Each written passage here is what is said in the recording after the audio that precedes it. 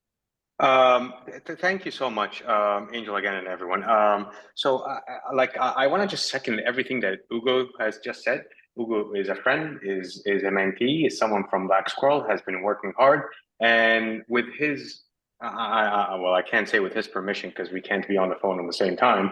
But Ugo and I, at one of the UDA events a couple of weeks ago, had a conversation outside of a happy hour.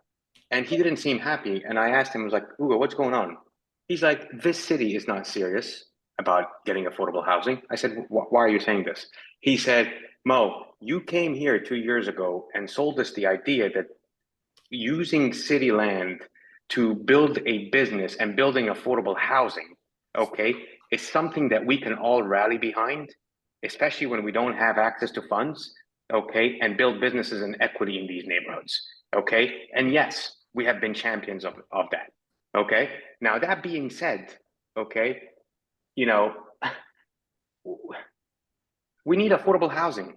We need affordable housing, guys. Like, can we schedule a time for the board to be on a bus and tour maybe 3 or 4 different affordable housing projects to tour these cookie cutter homes? Okay, these cookie cutter homes are at top 5% quality of homes being built in Philadelphia. And excuse again my frustration here. Okay, the Black Squirrel folks have been there for now 2-3 years. Okay, trying to get stuff through. Okay, how can we encourage Black and brown businesses to scale up? Okay, I'm lost for words. So I encourage Mr. President and Mr. Chair, Herb, if we can please schedule a time. There's a few of us that have ongoing projects, okay, that the specific council people, once they see these homes, are amazed on how these homes look with the level they are and the finishes. And let's give the board more of an idea of what these homes actually look like, okay, because there is that sentiment always on these board meetings that these are just ugly homes or they're substandard homes. They're not. They're market rate finishes. They're great homes, and I encourage everyone to go out there, please. Thank you. Thank you, Mr. Rush. We have Adam Butler. I think the idea that we're going to solve an affordable housing problem by building a bunch of cookie cutter homes that don't match the neighborhood with 3 bedrooms that don't have closets is crazy. Building 3-bedroom homes where they don't have closets, it's not a usable way to live. And this is not going to be good housing stuff.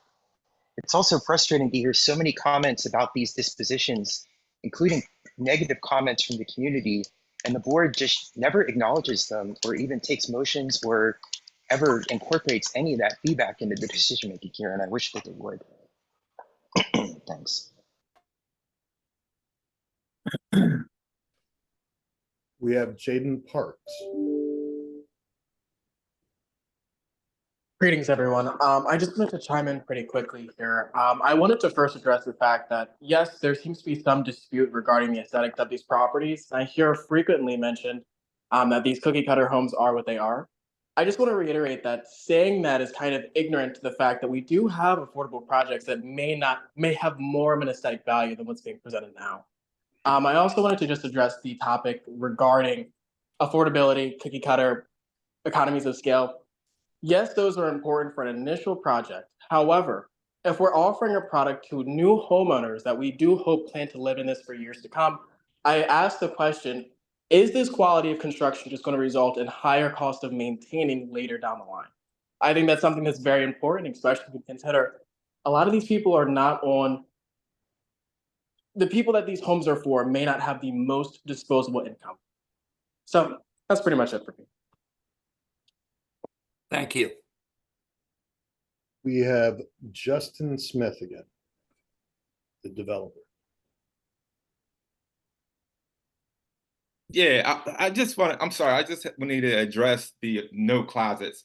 Clearly, each and every room are going to have closets. I invite you to look at my portfolio of work at www.jescapitalinvestments.com, any of you, and you will see the quality that I have. So this is obviously an error on the plans with no closets, but I would never, ever put out a product with no closets. That's just, All right, Mr. Smith, then what you're saying is that you will revise your plans for approval by the, no, I'm simply saying these plans are going to have closets. I would never build a property with no closets. I mean, I would never do that. I appreciate that. What I'm trying to just clarify with you, because what we're presenting is what was submitted to us. So if there are revised plans that you want us to submit and you're stipulating that if the board should approve this project, that you will provide revised plans to us for review that will include closets. That is correct. Okay. If approved, but I don't want to just keep spending money and time. Again, I'm just a little frustrated. It's been 2 years. You know, we're looking to move forward, not backwards. I simply want to move forward. Okay. Thank you for the clarity, Mr. Smith. Mr. Chair, we have a hand up from a board member. Before we do have Yes, two please. other, so. Yeah, thank you so much, Mr. Chairman. I just have a question of Mr. Smith. Did he commit to the community that there was going to be another meeting? So if we could get Justin Smith back.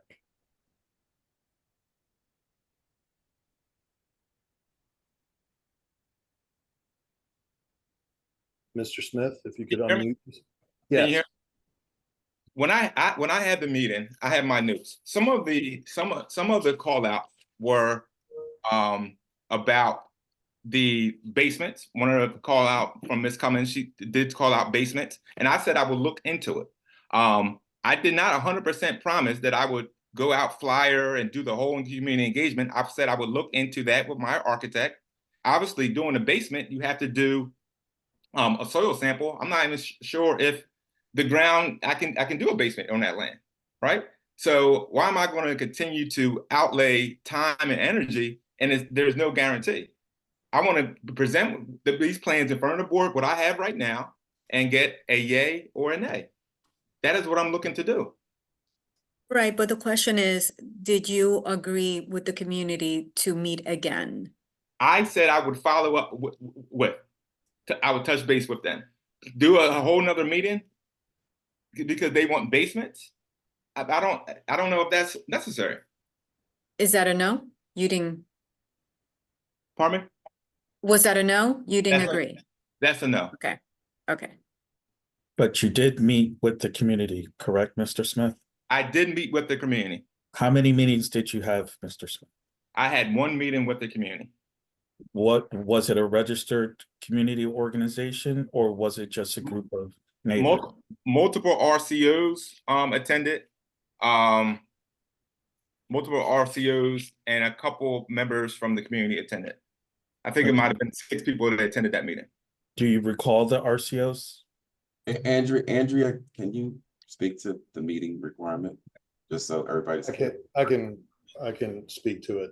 So prior to coming to the board or being presented to the board, as the board has stipulated, developers who make it through a threshold and qualitative review must have a community meeting prior to being presented at the board. They are provided with a package that outlines a sign-in sheet, also indicates what they have to do. One of those requirements is they have to notice all of the RCOs, the coordinating RCOs and the adjacent RCOs that are impacted by this development. Also, they have to flyer and notice people who are directly impacted on the surrounding blocks of that meeting. They are required to find a place in the neighborhood and define a convenient time to present the project to the community, and at which time the community has an opportunity to provide their feedback on the plans. It is also an opportunity for the developers to take into account the community's concerns, and then either it is their choice, it's a business decision on their end, to amend their plans, have subsequent meetings. We've had developers who've had 2 or 3 meetings before they come to the board. I haven't. I'm just saying, I'm talking about what the package is required. So at that point, once we have that proof of the sign-in sheet, flyers, and that the meeting occurred, then that's presented and submitted to the senior development specialist. In this case, it would be Todd. At that point, we would review it and determine whether they could be presented to the board at the next available board meeting. So those are the requirements that are required. But the developer, it's within the purview of the developer to, they can change their plans, they can change the scope of their plans. They can do multiple things when they are confronted or have conversations directly with the community that's impacted. And I appreciate that. I guess as I was piggyback off of board member Gonzalez, I was just curious if Mr. Smith did meet with several RCOs. We heard one complaint about that there was a request to come back. I don't know, and I wanted to get clarity from him if that request came from multiple RCOs or just that one RCO. Mr. Smith?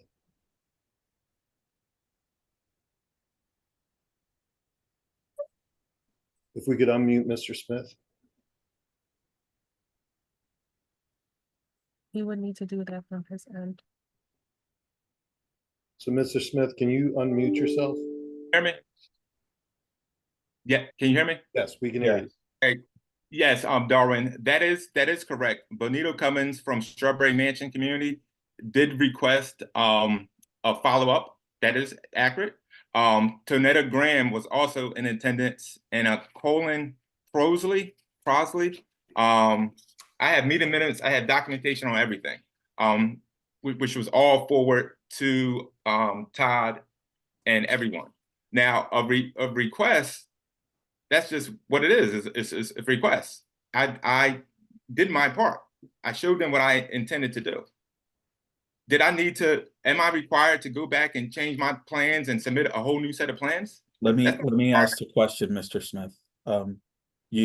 Tonetta is part of one RCO, Bonita is part of another.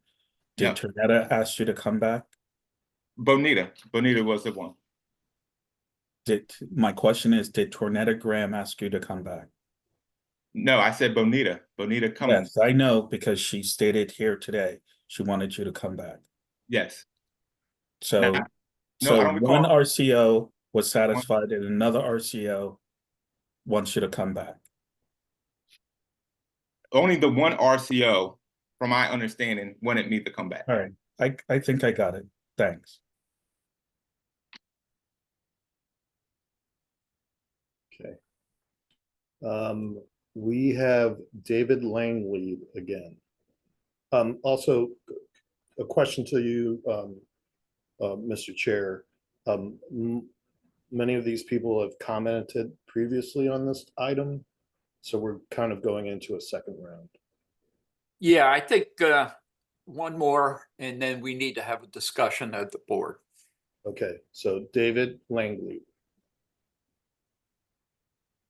Thank you. And I really want to be respectful of the board's time. I just want to make one very, very quick point. When part of the problem we have here is a chicken and egg situation. I mean, when you have undercapitalized, historically discriminated against developers who don't have the personal equity to put out hundreds of thousands of dollars on the front end before there is, in fact, land bank board approval and a city council resolution in front of them, it's very, very difficult to justify spending a bunch of money to get full permit-ready plans and specs and to design properties that are going to be more expensive than the ones that are in front of you today. What the Philadelphia, a large part of what the Accelerator Fund was created for was to provide that pre-development but-for financing to get the soft cost money available to these developers so that they're able to do these projects. But I can't, you know, if I'm bringing a deal to my loan committee and to my board where we don't have land bank board approval and we're asking our developers to pay commitment fees to, you know, sign on the dotted line, we can't really do that. We can't start releasing funds if we don't have a reasonable expectation that there's going to be some kind of land bank approval for a project in line with what the Turn the Key program allows for. So we're sort of caught in the middle here. And, you know, I just want to be clear, like once we get land bank approvals, once it goes through city council, we have additional money, and that's what we're here for, is to provide the pre-development financing that enables these developers to do these projects. And so I just wanted to clear that up. I think it's a very critical point. And we have such a deep and abiding need for affordable housing in the city that, that's what we're here for, and that's what we're here to do. I have a quick question for Mr. Langley. In your experience with the projects that you've underwritten, once they're approved, do they go back to some sort of design process? How often does that happen? Well, I mean, unfortunately, we haven't done very many of these yet because of how long the process has taken and the difficulty. I mean, you've seen a bunch of these projects in front of you before. In the cases where we have additional adjustments to plans are up to a certain point are allowable, and then you go to the permit drawing. So there is some room for that. But again, that entails significant soft cost expenses, which we can provide part of the financing for, but which we can't responsibly do until we know we have the necessary approvals. I think I probably can shed some more clarity on that. So once the board approves, should the board approve, these are taken to council. Again, in terms of timing issues, like at this point, we would have to wait till council goes back into session in mid-September, in which case resolutions would be approved. Say January, the board approves. We would introduce in January to the board, to the council, and get that approval. Once that is secured, the land bank issues what's called a zoning letter. What that does is informs the city, and also it's a letter to the developer stating that while the property is still titled to the city and the agencies, they have permission to go through the entitlement process. A lot of the projects that you are seeing here right now are by right projects. All right, so they would have to go to an L&I, they'd have to do their due diligence, which is geotech testing. They'd have to do surveys. I think the surveys have more impact, because current site conditions. We have what a legal description states as the frontage of the house and the depth, the frontage of the lot and the depth of the lot. Trust me, there are times where we have encroachments. The sites, the legal description doesn't actually match the site description, in which case the plans have to be amended and changed, submitted to L&I. Once they get approval for that, then, and we see that they have their permits, then we move forward with settlement. Because before we convey that property, we want to know they have financing in place and they have the permits and they can get moving in the next 30 to 60 days. Should the property be complicated, like a consolidated lot that requires a subdivision plan, what will happen is that they will submit that plan to L&I, it will get rejected, and then they will have to, do a subdivision plan, resubmit it, but then it has to go to zoning for an approval. Now, zoning approvals, and Darwin, you probably know this better than me, city's working really hard to get it under 6 months, but 6 months is expedited.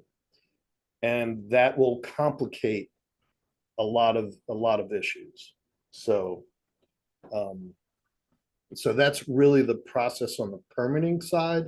I think it also speaks to the design that you are seeing is that I don't think most people want to get caught in the zoning timeline. So therefore they try to design properties that will qualify for, by right permits. The other thing I will tell you is that there is a real cost and concern when you do a basement. You're required to do a notification that adds 60 days. So if there's a property either side, if it's vacant lot, you still have to wait 60 days before you can actually do any excavations. If you are putting in a basement, you are required to do sheeting and shoring. So there are real concerns since L&I has changed the requirements. So I know there's a lot of detail, but I thought it would give you some context. I will stop right there. Yeah, I think it's time that we make a decision on this. And let's be clear, everything we're voting on today has to get approved and sit by resolution of city council in September. So having heard everything that we've heard so far, Can I get a motion to adopt? I make a motion to adopt the resolution. Second. Motion's been made and properly second to adopt the resolution. All in favor, say aye. Aye. Aye. Opposed? Nay. The Nay. ayes have it. Nay. Okay, we're Hold gonna on need, a second. Hold on. we have to do a roll call also to get everybody's vote. Yep, let's do it. Herb? What is your vote? Herbert? Oh, Mr. aye. Sorry. Aye, yes. Okay, Mr. Bove, Aye. okay. Ms. Rashid, Aye. Ms. Lopez Chris, Aye.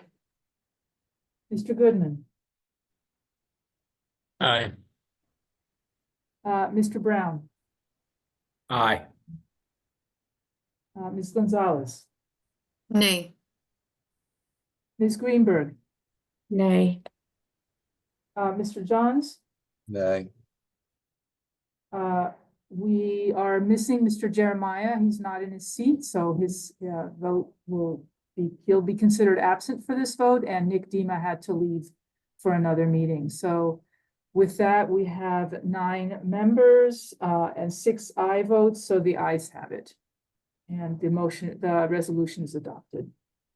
Thank you. Next item on the agenda. Thank you, Mr. Chair. The next item is Agenda 5B7. Today, we are asking the board to authorize the properties below for disposition to Seamless Development LLC to develop 7 single-family homeownership units in the 7th Council District. The units will each be 2 stories without a basement, containing 3 bedrooms and 1.5 bathrooms at approximately 1,100 square feet each. They will be sold to households with incomes at or below 100% of AMI for a maximum sales price of $280,000. The homes will be eligible for the Neighborhood Preservation Initiative's Turn the Key program and will be subject to a declaration of restrictive covenants. The application was unsolicited and evaluated pursuant to the disposition policy. An EOP plan will apply to this project. The addresses are as follows: 1766, 1768, 1770, and 1772 North Bodine Street, 218 Cecil B. Moore Avenue, 2244, and 2246 Hope Street. Thank you. Are there any questions from the board?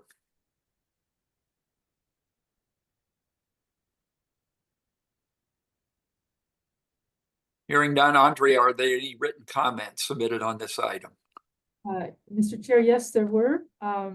We had letters expressing strong support for the project from Kevin Moran at the Urban Land Institute Philadelphia, Kevin Williams at Black Squirrel Collaborative, Lauren Stebbins from the Bara Foundation, Isaac Singleton from Project 4, Brian Murray of Shift Capital, Mark Lawson of Renew, Damian Smith of Smith Property Works, David Langley from the Philadelphia Accelerator Fund, Ibrahim Campbell from Source City Development, Sankam Fuansuvan, Melita Berhani from AR Spruce, and Varsovia Fernandez from PA CDFI Network.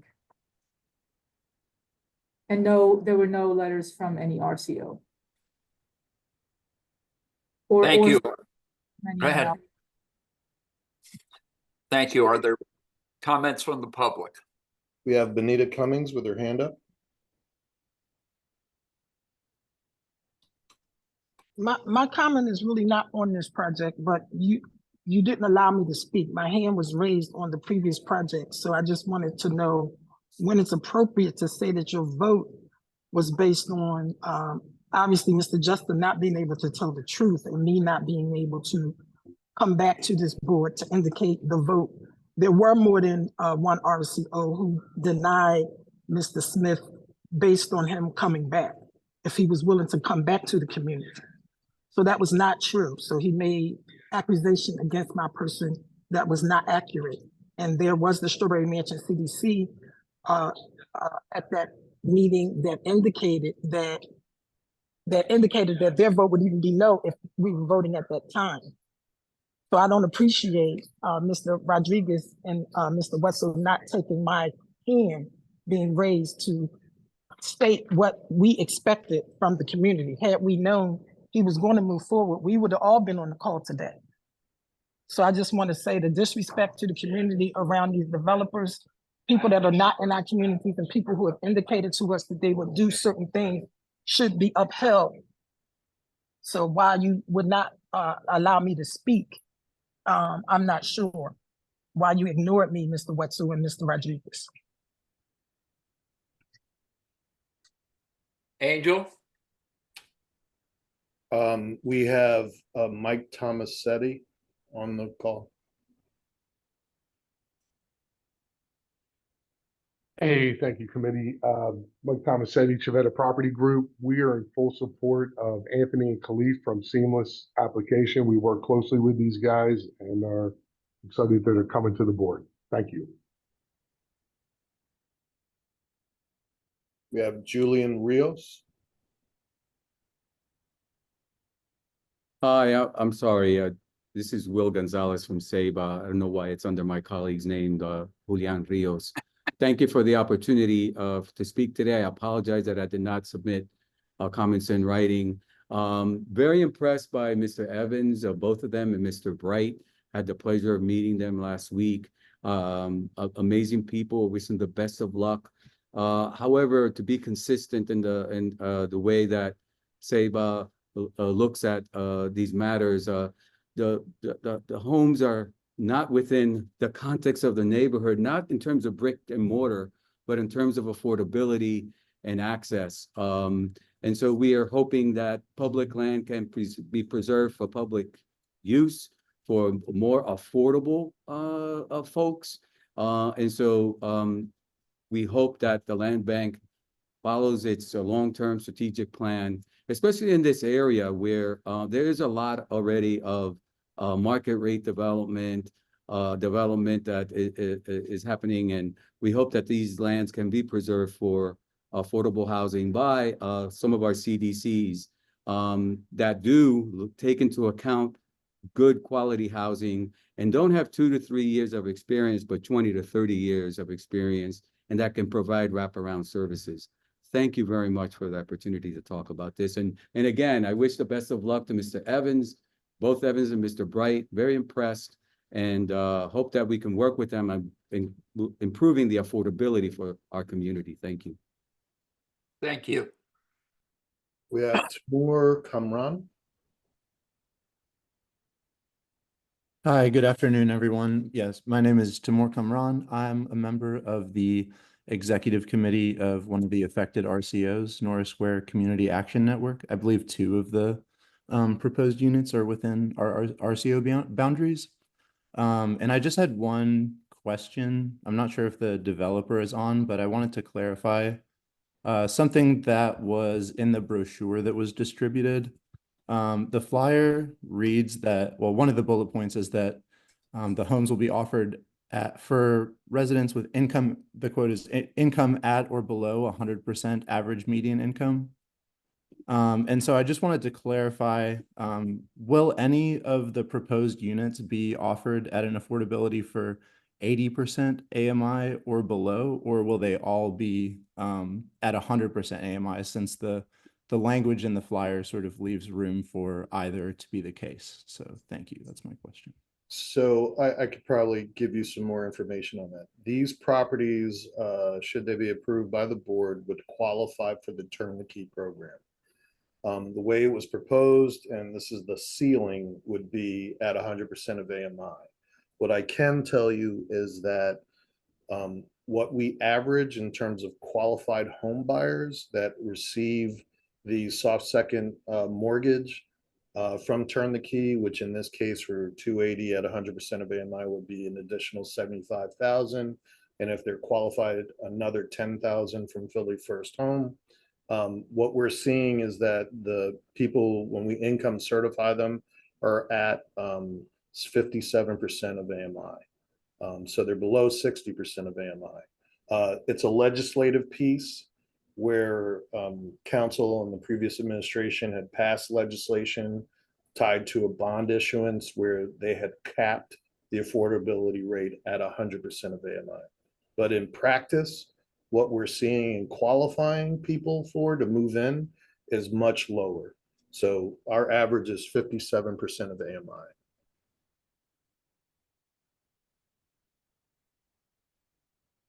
Any more public comment?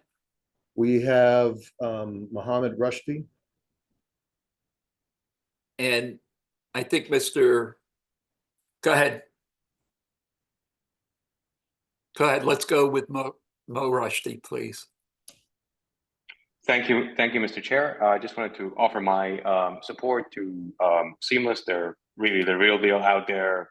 Great guys, great carpenters. They do great work, and an example of, you know, a development company that in less than a decade will be doing a lot of work in Philadelphia. They're really good. They know what they're doing. I've seen them speak to communities. I think Mr. Will Gonzalez has tested to, you know, their professionalism and the way they speak to communities. I've witnessed them speak to Mantua and for other projects.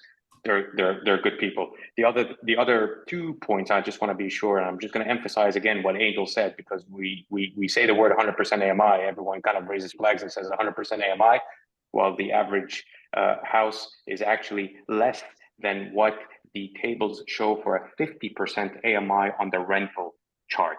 And so, you know, it's all semantics and it's all people kind of talking, you know, different languages, but when it comes to the numbers and housing cost, and up to 100% for sale housing with a turn the key subsidy, okay, ends up being in the 50s in terms of an AMI.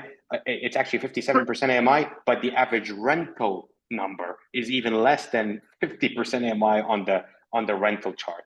And also when it comes to the 7th district, I just want to also comment and say, you know, even though it's not offering support here, I just want to make sure that the 7th district, ASE specifically, is consistent with their approvals or disapprovals when it comes to for sale, home ownership, affordable housing. It's important to be consistent.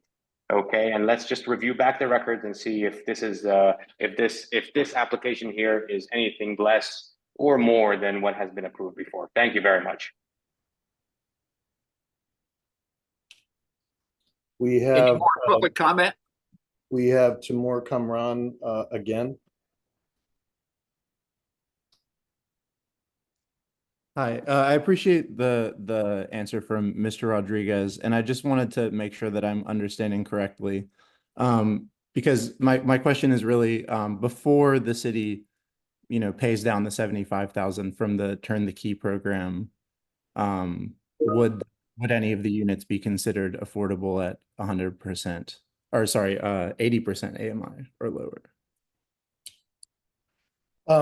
If we had, I mean, could you clarify your question? It was a little convoluted. I'm trying to understand what's the crux of the question that you're asking, so I can answer it correctly. I think, just for a second, we've got a maximum sale price of $280.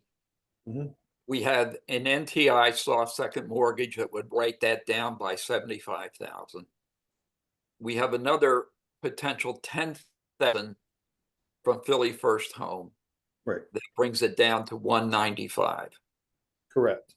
And then, and just to be clear, the Philly First Home is guaranteed once you qualify for Turn the Key. So okay. You're getting $85,000 of subsidy from the city.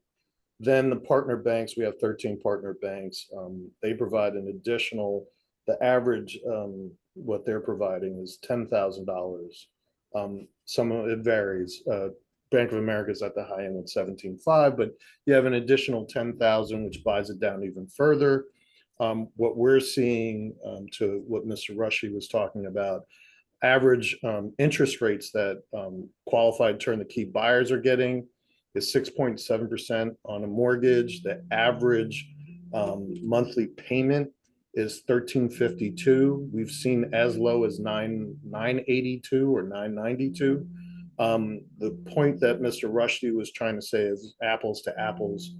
Comparison is if you did a 3-bedroom, 2-bath house, and you were gonna, or say that kind of unit type with, say, approved PHFA rentals, at 80% of AMI, they allow you to charge $2,386. If you're at 50% of AMI, that's $1,491 a month that you can charge and rent under PHFA, and that's subsidized rental housing. So the mortgage payment is much lower than even subsidized rental payment. The benefit is where we try to target, but these are unsolicited plans, is that you're building equity, right? This also is what helps the banks underwrite the home buyer, because the price is capped at 280, and therefore the surrounding comps are much higher. So there's built-in equity, and the home buyer, they'll probably end up with, in this scenario, with a mortgage of 185. So they have so much equity built in there. The one other thing that we did take into account, and I think it's important to note for the turnkey program, is that we have an agreement with OPA, which assesses real estate taxes. These properties will not be assessed any higher than what when they went to closing. So at 280 during the life of the soft second mortgage, those taxes will never be assessed higher. And all of these properties are eligible and do obtain the tax abatement. So that's also, when we think about long-term affordability, we've also built that into the program. So. Okay, thank you. If I could just, so I think that's helpful. And I think a clear way to phrase my question would just be, will the overall sale price of all the units be 280,000? Correct. Okay. There are no other hands Other raised. public comment? We have one more hand raised, a new hand. It's Robert Merkel. Please go ahead, Robert.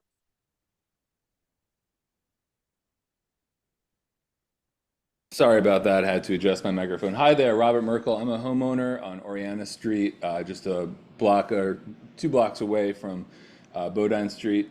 I just wanted to sort of resonate with everyone talking about context and the neighborhood and the architecture.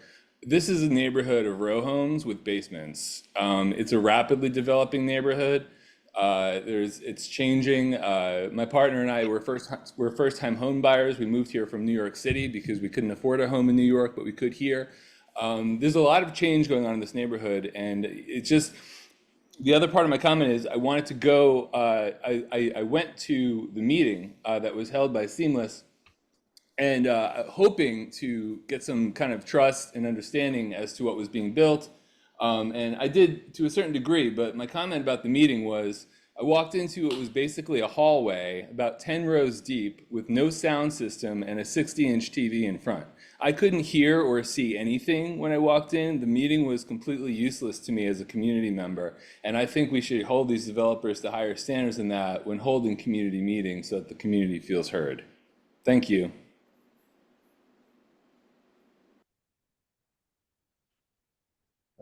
We have Khalif Evans. Good afternoon, everyone. Thank you, Chairman Andrew Rodriguez, Todd, and other members of the board for having us. Thank you for everyone who spoke today. And honor to you all. I do want to respond to the last comment and make points to various other comments. So this last meeting that we held this past Thursday, I believe it was to accommodate the community, and it was a request from the particular RCO, South Kensington Community Partners. It was quite of a last minute request. We ended up holding a meeting just to accommodate and to further notify the community of the project that we were proposing. So we do apologize for any inconveniences or any information that you might have not heard.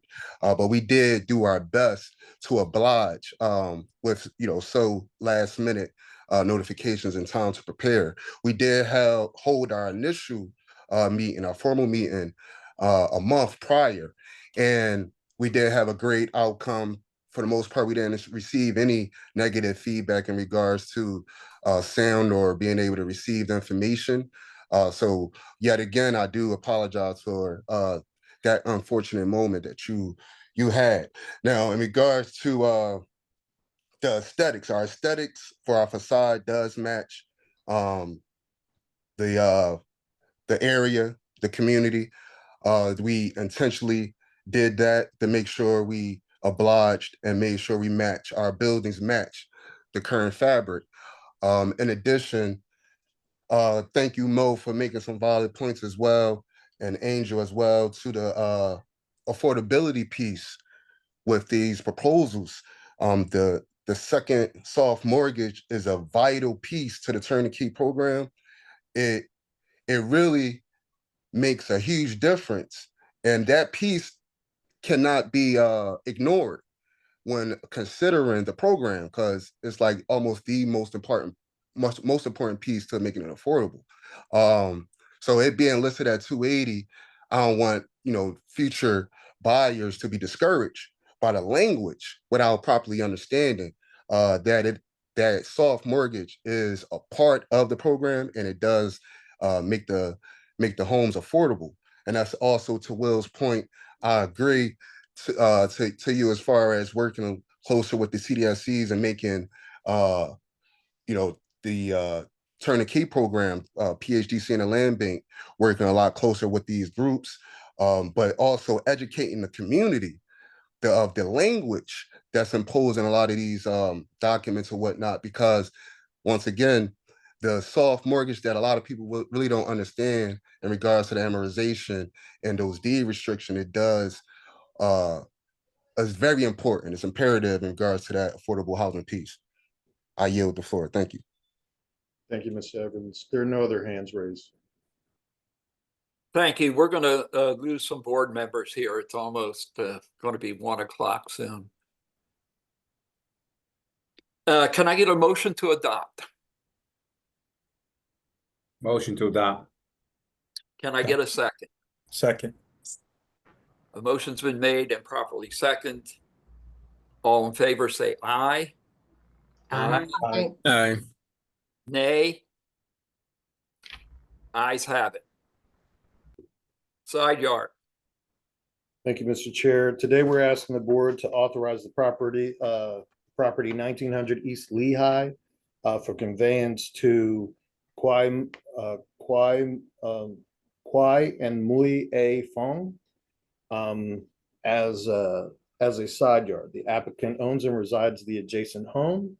There will be an irrevocable power of attorney that will be placed on the property, and the property will be subject to a 30-year mortgage and permanently restricted for use as a side yard. Are there any questions from the board? Hearing none. Have we any written comments on this item, Andrea? We received no comments. Are there any comments from the public? We have one hand raised, well, no hands raised. I have one comment. It's not a question on this particular disposition if there are no public comments. There are none. This particular property is valued at $75,000. There are other vacant lots in that area that are going for $80,000 and potentially more. There's one for 60 grand too. This lot is also within the Andrew Brown school catchment, which is, from what I can tell, an up and coming school with award-winning teachers. It just seems like an unfortunate, it seems like a missed opportunity to build affordable housing in an area that would provide more economic integration. So thank you for the question, Rebecca, and the statement. This particular resident has lived in that area. We have been in communication and consultation with the councilmen from the first district. It's their wish to see this conveyed as a side yard to this longstanding resident. I will say that, and I've mentioned this before, there were certain issues when it was in PRA, and there were certain things that we had to make sure they complied with. But they have been using this to grow herbs and things like that. So this is a way for us to legally convey it to them and give them title. And it's something that is supported by the council office. So, and I will just stipulate that the first district is probably the most amenable district to competitive sales and RFPs. And so this is really about the councilman really considering his constituents' request. I appreciate that background. Okay. Are there any other comments from the board? No public comment? Angel? There is one from Adam Butler. Okay. Sorry, this is for general comment, not on this item. Okay. So there is no public comment. All right, can I get a motion to adopt this resolution? I move to approve the disposition of this parcel. Can I get a motion has been made and properly seconded to approve this resolution. All in favor say aye. Aye. Andrea is raising her hand. Go ahead, vote. I'll ask my question. Okay, aye. Against, nay? Ayes have it. Can I just ask who seconded? People were talking. Jennifer. Jennifer. Jennifer.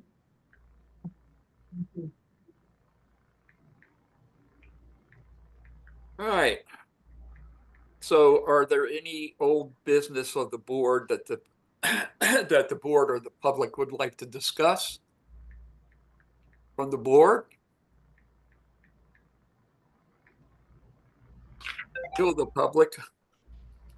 We have Adam Butler with his hand raised.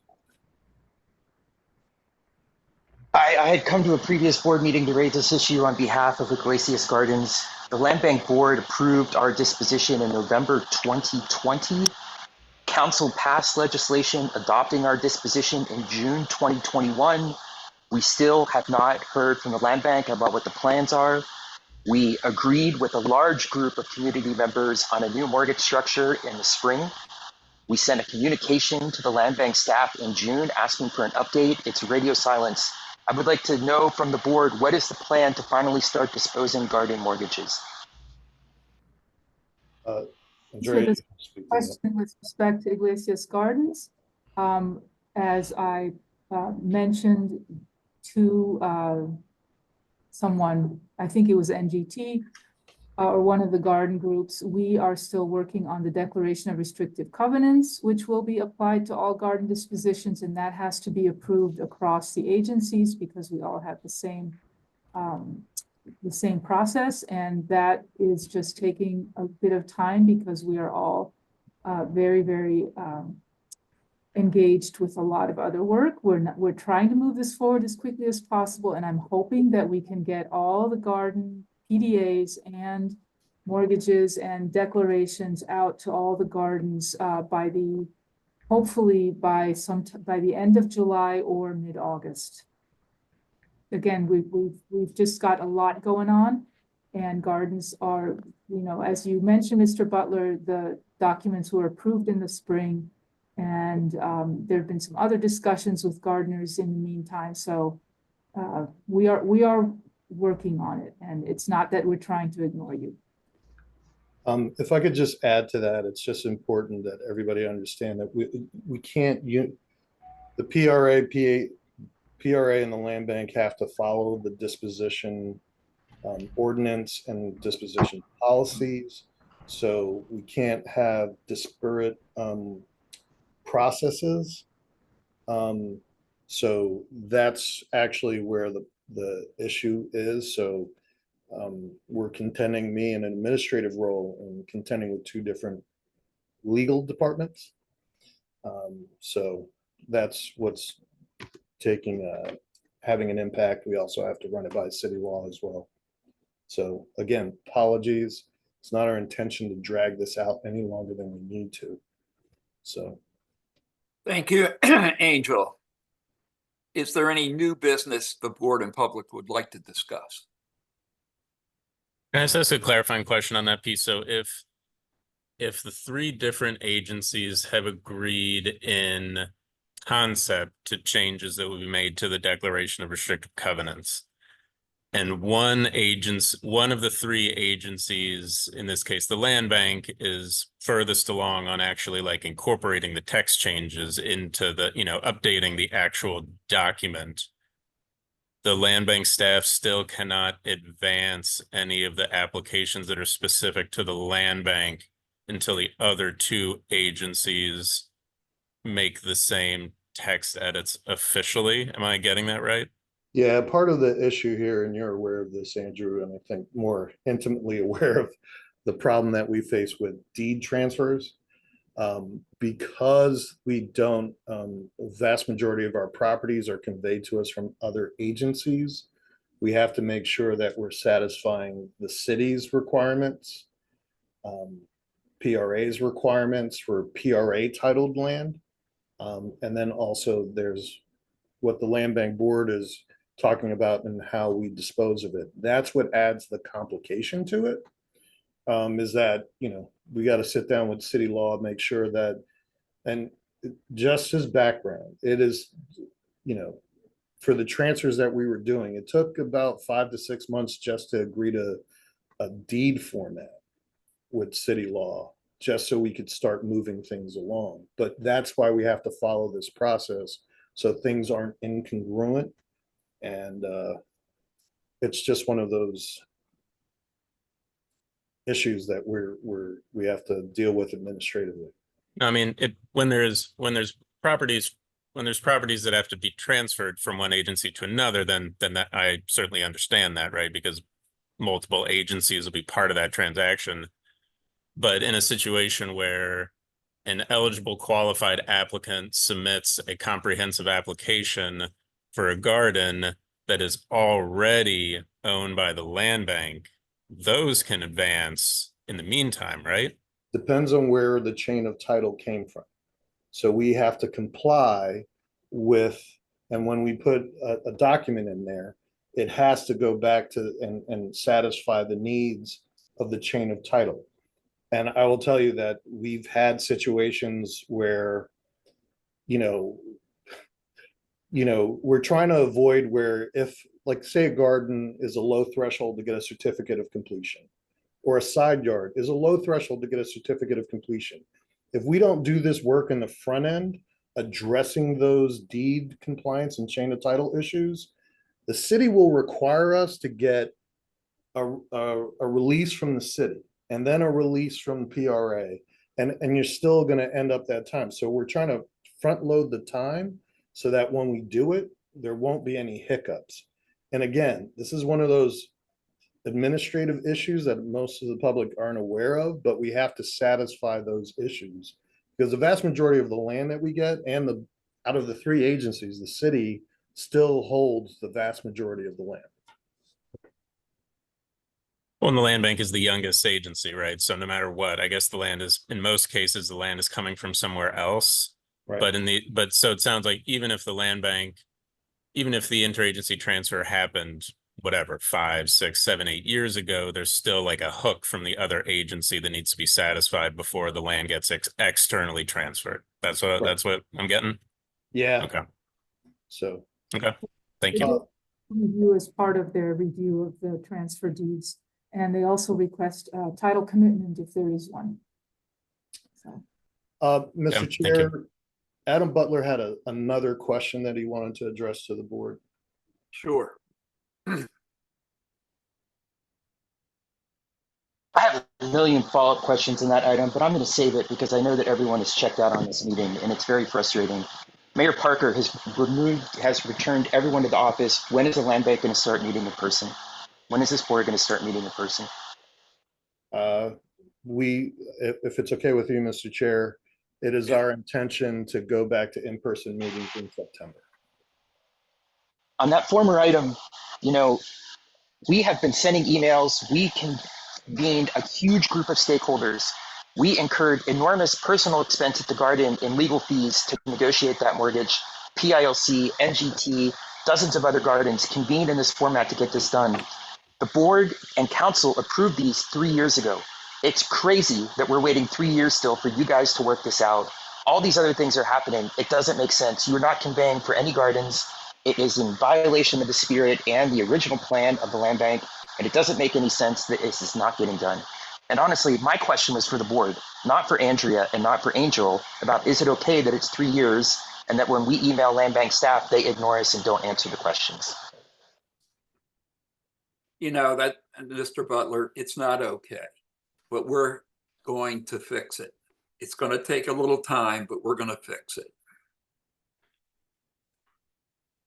So I would suggest, we've talked a lot during this meeting about some of these design standard issues being a good topic for the planning and policy committee to take up. I would suggest that looking at these sort of structural barriers around garden disposition be another issue. Based on PHDC's recent annual report, there are 60 pending applications waiting for settlement. And based on the numbers we saw today, 0 went to settlement in fiscal year 24. So we've got to figure out how this gets streamlined. I agree. Our policy and planning committee has got a lot of work to do. And let's get it organized. I'll be following up with an email after this meeting. I really appreciate, this is a long, we've been at this, what, 4.5 hours now? Or 3.5? Feels like 8 hours. We got to figure out a better way to do this. And so, you know, we got to put our heads together, and now we have 2 committees and to get up and operational. I want to do that as soon as possible. I'm going to follow up this board meeting with an email. And we'll fix this. It's not perfect. It's got a lot of issues because there are a lot of layers of government involved in this, but that doesn't mean we can't do a better job. So we'll figure it out. Thank you, Jennifer. Hearing nothing else, can I get a motion to adjourn? So moved. And I get a second. I'll call it. All in favor, aye. Aye. Aye. Aye. Thank you, thank you, thank you. Be careful. It's extremely hot out there today, folks. Be very, very, very careful. And I thank you for your time and patience today. Thank you. Thank you. See you later.